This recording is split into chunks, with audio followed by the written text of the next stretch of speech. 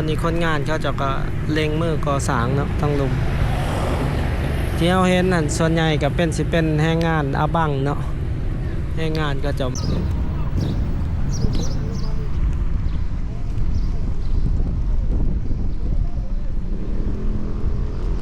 สบายดีกันเบิดทุกคนกับบรรยากาศแรงวันเสาร์นี่ก็เป็นมื้อวันที่2 พฤษภาคมทุกคนผ่านวันกรรมกรไปบ้านนี่เนาะนี่ก็ถือว่าเป็นวันพักวันเสาร์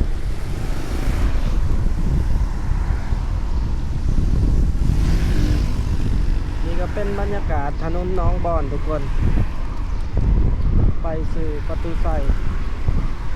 เดี๋ยวขัวไปสีบุญเทืองตอนนี้เราอยู่ถนนหนองบอนสายมือก็เป็นตึกธนาคารอินโดไชน่าเนาะก็เป็นตึกธนาคารในกลุ่มในเครือบริษัทกลุ่มบริษัทกอกๆเนาะทุกคนคือว่าเขาเจ้าเครือข่ายเดียวกันเขาก็สิพาทุกคนเดี๋ยวครัวมันนี่สิพาทุกคนออกไปเบิ่งไปอัปเดตหางใหม่เนาะทุกคนพาไปเบิ่งหางเมกากอกเมกาเนาะทุกคนนี่เส้นทางนี้ก็สิตัดออกไปสีแยกไฟแดงพ่นสะอาดอยู่นี่ก็มีอพาร์ตเมนต์มีร้านอาหารเนาะขวามือนี่เป็นดินว่างเลยทุกคนคนเด็กหางเมกากอกนี่ก็ถือว่าไก่จะเปิดแล้วทุกคนไก่สำเร็จไก่จะเปิดแล้วเนาะแล้วขวามือเฮาก็สิเป็นดินว่างที่ว่าเขาเอาปลูกมาติดเนาะเพื่อเป็นแรงจูงใจให้หลายๆคนที่อยากมาลงทุนเฮ็ดห้องแฮมเฮ็ดหยังต่างๆสายมือหันก็เป็นบอนสากรถไฟฟ้าโอ้เดี๋ยวนี้หลายจุดเดี๋ยวนี้บอนสากรถไฟฟ้าคนก็มาสากหลายเดี๋ยวนี้คือบอนนี้ก็มีประมาณ10 กว่าหัวสากก็เต็มเบิดเนาะนี่หางนี่ก็ใหญ่ซูซีกับหางพักซันเลยหางเมกากอกเมกาเดี๋ยวไปเบิ่งไก่ๆกันทุกคนเพื่อเป็นหางใหญ่หางหนึ่งไก่จะเปิดแล้วทุกคนไก่สำเร็จละ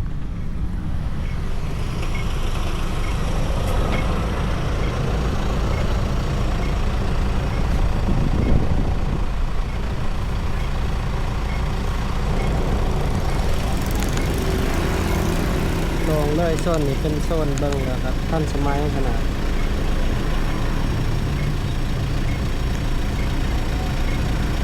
มีธนาคาร ICBC เนาะซื้อไปก็จะออกสีบุญเทืองลงไปตรงคันคำเดี๋ยวสิพาทุกคนไปทางนั้นเลยแต่ห่างกอกนี่ก็ถือว่าเขาเจ้าเฮ็ดถูกส้นทันสมัยเนาะติดกับพ้นทางเลย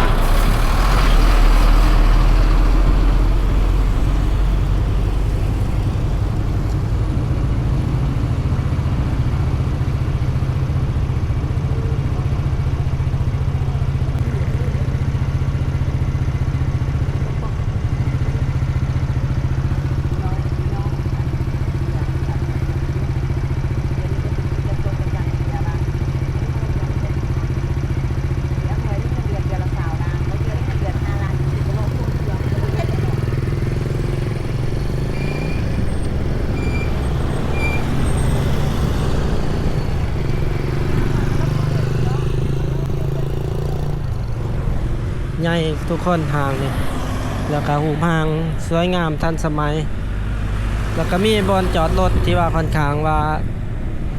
ใหญ่เนาะ บอนจอดรถ1 2 3 4 5 6 7 สัตว์บอนจอดรถหลายอยู่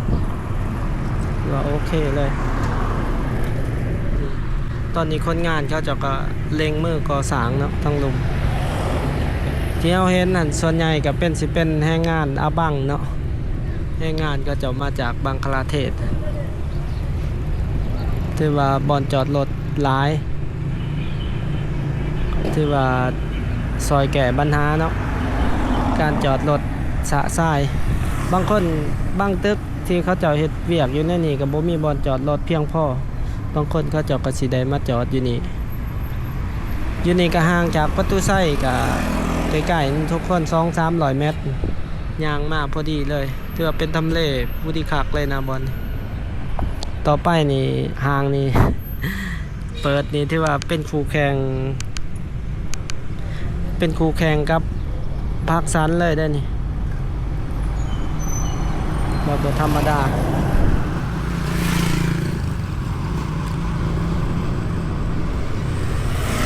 แล้วก็สิมีแต่แบรนด์รู้แบรนด์ดังเนาะที่จะมาเปิดอยู่ถือว่าเป็นทำเลดีคักเนาะบอลเหมาะสมติดกับศูนย์กลางบอลเศรษฐกิจเลยทางขวามือนี่ก็มีธนาคารหลายธนาคารบริษัทห้างเอียงอาหารโรงแรมเนาะในเขตคือว่าในเขตนี้หลังจากห้างแล้วนี่ก็บอนนี่เขาจะแบบเป็นลานบอนจอดรถ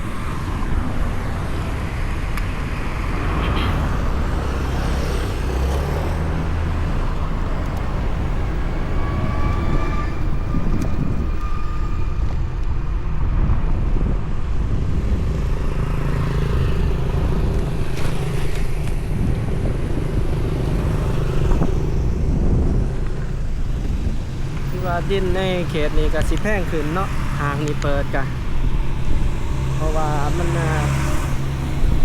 โครงสร้างพื้นฐานในเขตนี้ค่อนข้างว่าอยากครบเนาะมีทั้งห้างโรงแรมอพาร์ตเมนต์ต่าง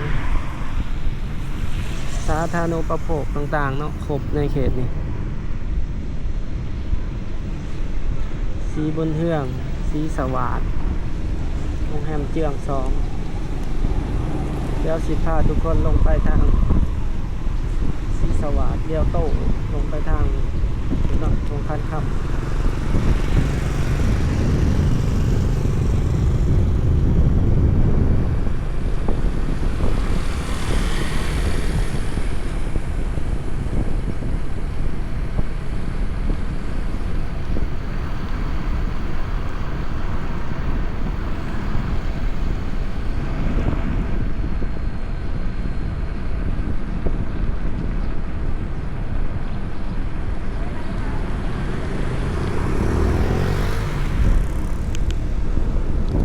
ตอนนี้อยู่ลาวกับธุรกิจหลากหลายอย่างที่มาเปิดเนาะ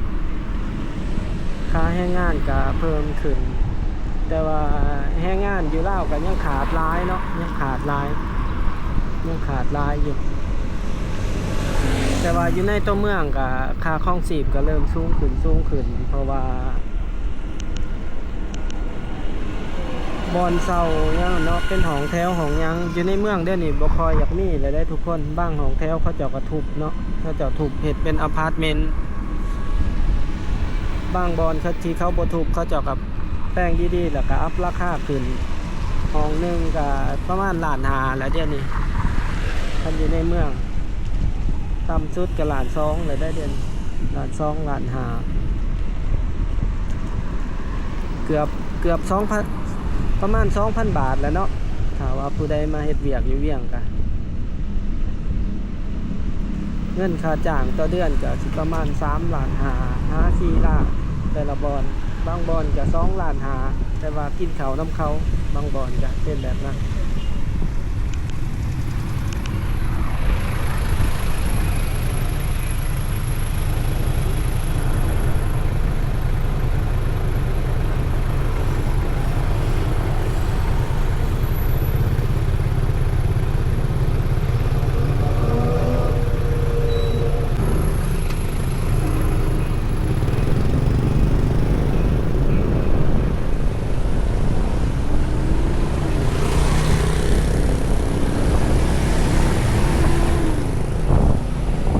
เป็นเขตบ้านศรีสวัสดิ์ลงไปกับธงคันคำ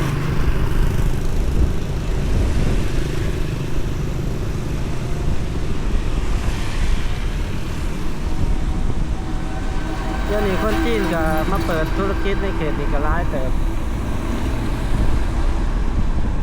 แต่ว่าวิถีชีวิตของคนลาวก็กำลังเปลี่ยนไปเนาะ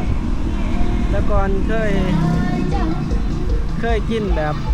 ค่อนข้างว่าแบบประหยัดแบบอันนี้แต่ว่าเดี๋ยวนี้ก็เริ่มแบบว่ายุคสมัยเปลี่ยนไปเนาะการกินการอยากก็เริ่มฟุ่มเฟือยขึ้นกว่าเก่าแล้วก็วิธีกินก็สิต่างเก่าเนาะคนรุ่นใหม่บ่คือคนรุ่นเก่าคนรุ่นเก่าก็สิมีความประหยัดหลายแต่ว่าสมัยรุ่นใหม่วิธีการกินคือคนรุ่นใหม่ส่วนใหญ่เขาก็กินข้าวเจ้ากินอาหารแบบพัดแบบยังกินแบบตายเนี่ยมันค่อนข้างว่าเปลืองเนาะแบบนั้นแบบว่ามันต้องแบบว่ากินใส่งบร้ายแบบนั้นแต่ว่าคันกินแบบเล่าๆแบบคนบ้านนอกของง่ายนี่ก็กินง่ายกินปลาแดกแข็งนัวกินจำปลาแดกนี่ก็อิ่มละโอ้เล็งไปใส่ไฟเคี้ยวก่อนอยากรสทัด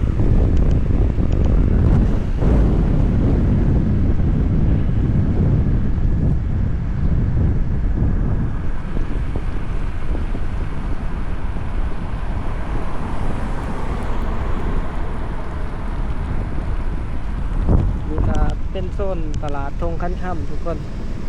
ยามแรงเนาะวันเสาร์ก็สิประมาณนี้คันจันทร์ถึงศุกร์นี่ก็รถสิติดในเขตนี่ก็ยัวมันเงียซับซ้อนแล้วแหละคันยามจันทร์ถึงศุกร์แรงแบบนี้แต่มันเป็นวันพักค่อนข้างว่าทางลงนี่จะมาอัปเดตให้ทุกคนในเบิ่งเนาะสภาพความเป็นอยู่เวียงจันทร์ตอนนี้เดี๋ยวเขาก็สีเหลี่ยวครัวเนาะสีแยกไฟแดงตรงคันค่ำเป็นเอาสีเหลี่ยวครัว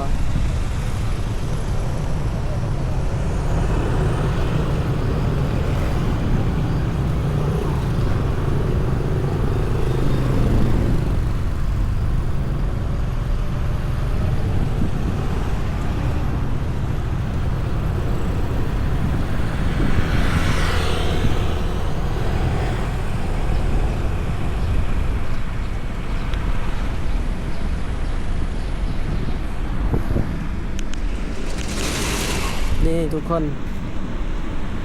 ตึกทางขวามือของเฮาที่เฮาเคยมาถ่ายเบิ่งตอนนี้เขาเจ้าเฮ็ดไก่จะสำเร็จแล้วเนาะมันสิเป็นตึกแถวที่เขาเจ้าน่าจะเปิดให้เซาเป็นล็อกนี่ประมาณเกือบน่าจะประมาณ40กว่าหอพุ่นล่ะ3สัตว์4สัตว์เนาะ4สัตว์ตึกใหญ่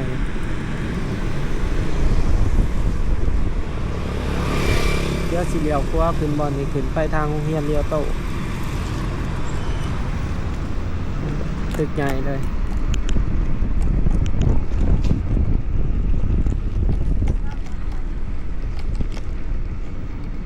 เอากับสิเลี้ยวออกเขาไปทางเลียวโตเนาะทางโรงเรียนเลียวโตแล้วก็สิออกไปทางประตูไส้ครับ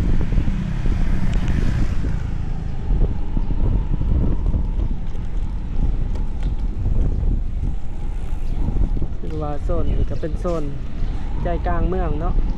ต่อไปก็จะมีแต่ตึกที่แต่นั่นแหละต่อไปก็โซนในรัศมีห่างจากประตูไส้2-3 กิโลนี่คือว่าต่อไปที่ดินจะราคาแพงขึ้นหลาย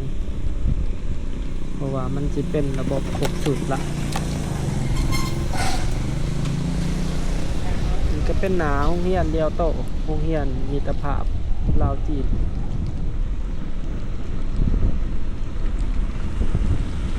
เบิ่งทั้งนอกคือบ่ใหญ่ปานใดเขาไปมีห้องเรียนเป็น100-200ห้องคุณคนเป็นตึก4-5ตึกยาวเนาะ2ชั้น3ชั้นเรียนเดียวโตเฮาก็สิข้ามไปทางนั้นทุกคน